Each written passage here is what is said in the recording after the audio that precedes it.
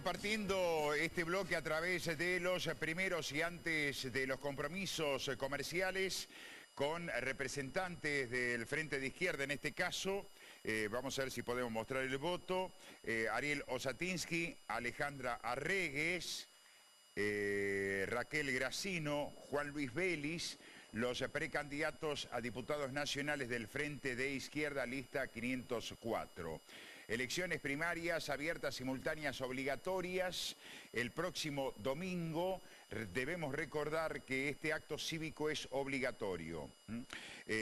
Ya vamos a estar conversando con Ariel Osatinsky. Nos vamos a ir urgente a Buenos Aires. Ampliamos la información relacionada con este accidente de tránsito ocurrido en la ruta 8, altura de Pergamino. Lamentablemente se habla de 4 personas fallecidas. Nos vamos con Buenos Aires. Tenemos más datos con Sergio Lapegüe. Instantáneamente los 4 ocupantes del auto y después aparece otro camión que ve lo que había pasado, pierde el control y termina también en la banquina. Vamos a estar en vivo desde el lugar, desde Pergamino, en instantes nada más, con los detalles de cómo continúa esta situación. Bien, ya volvemos con ustedes en Buenos Aires. Ariel Osatinsky, el gusto de saludarlo. Ariel, buen día, ¿cómo está? Buen día, Omar, ¿cómo estás? Antes de hablar de la campaña proselitista, una opinión como profesor y referente de ADIUN sobre lo resuelto ayer en el Consejo Superior de la Universidad Nacional de Tucumán en cuanto a la habilitación de colegio mixto en el gimnasium. No, yo estoy de acuerdo con la coeducación. Me parece, digamos, que estaba planteada la ley 1420 del Sistema Educativo Nacional de fines del siglo XIX. Hay muchos colegios universitarios, como el caso del Montserrat en Córdoba, el caso del Nacional en Buenos Aires, que en sus comienzos eran solamente de varones y luego se transformaron en la coeducación, en una escuela mixta. Y en ese sentido, bueno, forma parte de la vida misma de uno, porque uno está con hermanas, hermanos, amigos, amigas, mamá, papá. Entonces, en ese sentido, me parece que es muy importante poder, digamos, desarrollar y crecer la juventud en esa diversidad. Entonces me parece muy importante. Sí me parece también importante profundizar en términos de clarificar, debatir y consensuar con los estudiantes del propio establecimiento. Esto va a significar también la designación de más profesores, la incorporación de nuevas materias. ¿Qué puede cambiar acá, Ariel, con esta medida? Porque algunos dicen el resultado, por lo menos, que se ha dado en lo cualitativo en la Escuela Sarmiento con esta experiencia ha sido positiva. En mi opinión es el reconocimiento de derechos muy importantes. Creo que es la consecuencia o es el fruto realmente de un movimiento de mujeres que lucha por sus derechos y ha llevado al conjunto de la sociedad en apoyo en ese sentido. Creo que tiene una fuerza muy importante y es lo que permite avanzar en el reconocimiento de estos derechos. Creo que también me parece importante, digamos, destacar que tiene que ver con esto, la resolución del día de ayer. También quiero señalar lo siguiente: me parece que el Consejo Superior ayer hace como toma una posición de una declaración, pero me parece que más que nada lo hace desde un punto de vista formal. Pero tenemos en cuenta que el Consejo Superior sigue desconociendo derechos muy importantes de la comunidad preuniversitaria. Nosotros seguimos reclamando la ciudadanía plena de los preuniversitarios. Y tenemos al día de hoy en puerta un proceso electoral en la UNT en el año 2018, del cual todavía las 7 escuelas experimentales no van a poder formar parte ni son parte del órgano de gobierno. Ayer, por ejemplo, se discutió el tema. Hubiera sido interesante que los propios alumnos, docentes, no docentes de las propias escuelas puedan haber participado formando ya parte del órgano de gobierno, y no ha sido así, porque no está reconocida todavía la ciudadanía plena de los preuniversitarios. En ese sentido, bueno, yo soy partidario, obviamente, apoyo la coeducación, me parece importante la educación mixta en ese sentido, y bueno, creo que en ese sentido hay mucho, digamos, para avanzar, y creo que eso va a ser, digamos, la perspectiva que se abre. Ariel, sos candidato a diputado nacional. Hay muchos temas que se están abordando en el tema educativo. Una de ellas, por ejemplo, la incorporación en colegios donde únicamente participaban mujeres, la incorporación de varones, o en colegios donde únicamente iban varones, se incorporan mujeres. Se vienen otros temas que van a pasar por la educación. Después le vamos a pedir a Ariel, en la medida de lo posible, Ariel Guerra, en la medida de lo posible, porque hay temas de discusión que se están dando en el ámbito educativo en algunas provincias. En Córdoba se está llamando a una asamblea también para analizar qué va a pasar con la materia religión, la incorporación de materia religión respetando todos los credos. Y también en la provincia de Salta. ¿En algún momento crees, Ariel, que se tendrá que debatir una nueva ley de educación? Porque debemos recordar la historia, por lo menos en la experiencia, siempre decimos, la ley de educación de CIBE. Después, la nueva ley de educación durante el gobierno de Néstor y Cristina, lo que se conoce como polimodal. ¿En algún momento se tendrá que discutir una nueva ley de educación, Ariel? Creo que sí, pero te lo quiero resumir porque me parece importante que el que está escuchando, el que está viendo, el que está observando esta entrevista, entienda de que Argentina carece de un sistema educativo nacional.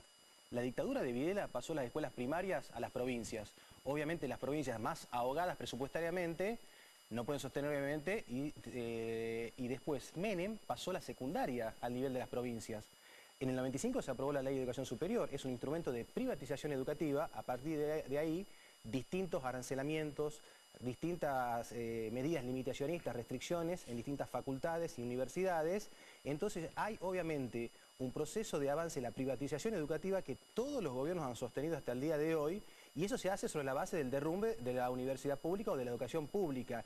Y quiero alertar que después de octubre se viene una reforma antieducativa más a fondo, porque está el plan maestro, que es un ataque a los estudiantes, a los docentes, y dentro de este plan maestro, cuya cabeza es el ministro Bullrich, que ahora se presenta en Provincia de Buenos Aires, que ha sido un defensor obviamente de la privatización educativa, tiene en cuenta, por ejemplo, este Sistema Nacional de Reconocimiento Académico. ¿Qué buscan, por ejemplo, en el caso de las universidades? De jerarquizar los títulos de grado para que tengan unos conocimientos, unos saberes básicos y generales, y pasar conocimientos específicos al nivel del posgrado, porque el posgrado es pago, es un negocio. Entonces después, cuando uno se incorpora al mercado de trabajo con un nivel de grado, al tener una peor formación, va a tener menores salarios y peores condiciones de trabajo. Y ahora, si uno quiere tener mayores conocimientos, no hay ningún problema, te dicen anda al posgrado, pero el posgrado tenés que pagar, porque es arancelado. Entonces uno ve que de una u otra manera todos los gobiernos fomentan el negocio de la privatización de la educación. Nosotros somos incondicionalmente una organización que defendemos la educación pública. Pero ¿crees que en algún momento se tiene que dar esta discusión? Te lo pregunto como candidato a diputado nacional, porque si algo hemos notado en esta campaña, Ariel, ha sido que la mayor parte de las campañas de los distintos candidatos basada en el tema inseguridad, en el tema económico, Omar, en el tema político, ha faltado un mensaje que apunte a la educación, a la cultura, incluso al deporte. Y hago un mapa social, porque también se habla mucho de algo que nos duele a todos, que es, lo diga la UCA o lo diga el INDEC, no se desconoce que ha crecido la pobreza a nivel nacional. Y se han dado también una concentración de las denominadas, tal vez en Capital Federal y Provincia de Buenos Aires la conocen como villa. En otras provincias la conocen como asentamiento o hacinamiento. Se ha dado la ocupación de terrenos de muchísimas familias que lamentablemente a esos lugares no ha llegado ni los servicios, ni agua, ni gas, ni cloaca, y mucho menos han llegado escuelas ni centro de asistencia. Por eso es que preguntaba una ley de educación abarcativa, porque sabemos que en algunos lugares de la República Argentina, por el tema de inseguridad, se suspenden las clases porque los maestros no pueden ingresar a esos lugares.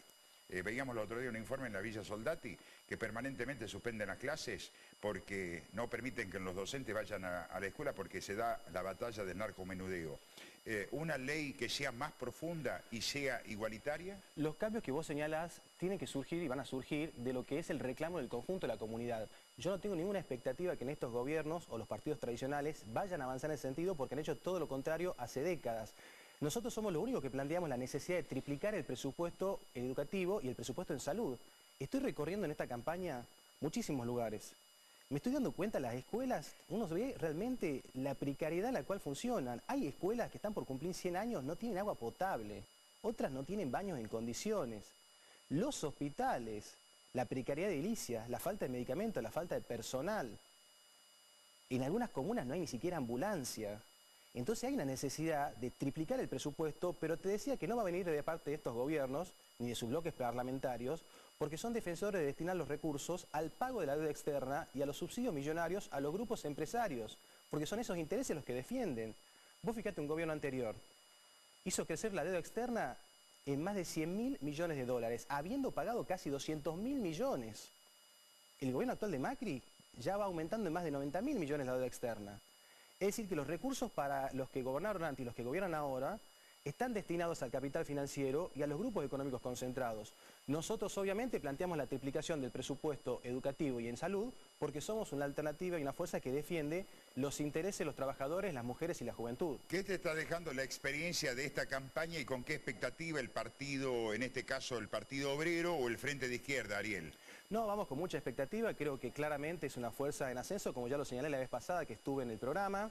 Hablábamos la vez pasada que había sido las PASO provinciales en Chaco. Bueno, finalmente las elecciones que se hicieron en Chaco hemos coronado el ingreso de Aurelio Díaz, un dirigente del Partido Obrero, en la Cámara de Diputados de Chaco, obteniendo casi el 11% en la capital chaqueña. Es decir, que claramente el Frente de Izquierda, presentándose en 22 provincias, es una fuerza en ascenso. Lo que quiero señalar es que la campaña no está viendo que hay una competencia entre Cambiemos y el justicialismo en las promesas que nunca van a cumplir. Temen la polarización, no digo no tan solo en agosto, porque todos hacen hincapié en el poco interés que tiene la ciudadanía de participar en estas elecciones. ¿Qué puede cambiar o qué debería cambiar dentro de la base de campaña de cada uno de los candidatos que queden para las finales en octubre, de acuerdo a esta experiencia? Porque hoy es un partido chico, digo, el partido chico, el grande se va a jugar en octubre. Yo más que la polarización lo que he percibido en esta campaña, una bronca generalizada a las políticas de ajuste que está sufriendo el conjunto de la población. Vos recién mencionabas el tema de la pobreza. Macri en su momento en campaña, en 2015, dijo pobreza cero, hoy la subió por más de 13 millones de argentinos afectados. Cristina le había dejado 11 millones y medio. Y esto tiene que ver con deterioro salarial, con precarización, con empleo informal y con despidos crecientes en la Argentina. Nosotros somos defensores de un salario igual a la canasta familiar, creemos que se tienen que prohibir los despidos y suspensiones, hubo acá en Tucumán despidos en BGH, Alpargatas tiene un futuro incierto, ni hablar de los casos de PepsiCo, AGR y otras fábricas que están cerrando. En ese sentido planteamos el tema de reparto de las horas de trabajo sin afectar el salario. Vos fijate el tema de los jubilados, 6.400 pesos la mínima. ¿Cómo no va a crecer la pobreza si un jubilado gana prácticamente mucho menos de lo que es la línea de pobreza? Planteamos un aumento de emergencia de 10.000 pesos y garantizar ese 82% móvil. No podemos seguir pagando el IVA que estamos pagando y cada vez más trabajadores están incorporados al impuesto al salario. Pero esto no lo lleva adelante solo Macri, ¿no? Ojo, uno escucha por ejemplo un candidato como Jaldo y dice: prometo poner un límite al ajuste. Por favor, el justicialismo le votó 84 leyes a Macri, son leyes del ajuste. Luego de octubre van a estar unidos en descargar aún más a fondo esta crisis sobre la espalda de los trabajadores, porque te quiero alertar, se viene una reforma previsional y una reforma laboral. Esta reforma previsional lo dijo muy claramente el titular del ANSES. Dijo, vamos para aumentar 5 años la edad para jubilarse, probablemente se privatice de vuelta y van a tratar de poner un sistema de capitalización individual, lo cual nosotros estamos en contra porque tiene que ser obviamente un carácter universal. En la reforma laboral Brasil ya dio la nota. Y los industriales de Argentina están diciendo, avancemos en ese sentido. Pretenden jornada de trabajo de 12 horas, prácticamente disminuir las indemnizaciones para poder despedir libremente, poder contratar 3 a 6 meses y después despedirlos. Es decir, un ataque a los convenios colectivos, a los derechos de trabajo. El ministro de Trabajo, Triaca, escucha bien, hablaba de que hay que terminar con los privilegios de los trabajadores. Ministros, son derechos, no privilegios. Entonces, cuando vemos que hay semejante ataque a los trabajadores, a los jubilados, nosotros, el Partido Obrero del Frente Izquierda, cotidianamente apoyamos todos estos reclamos. El reclamo al derecho al trabajo, al salario, a la vivienda, a la educación y a la salud. Y consideramos que las elecciones tienen importancia, ¿por qué? Porque estos reclamos tienen que ser fortalecidos. Y para poder fortalecerlos, se requiere de más Frente de Izquierda en el Congreso. Ariel, un gusto, nos estamos viendo la próxima semana haciendo un balance de lo que puedan dejar estas PASO. No, gracias a vos por la invitación. Ariel Osatinsky, precandidato a diputado nacional por el Frente de Izquierda, junto con Alejandra Regues, Raquel Gracino y Juan Luis Epel.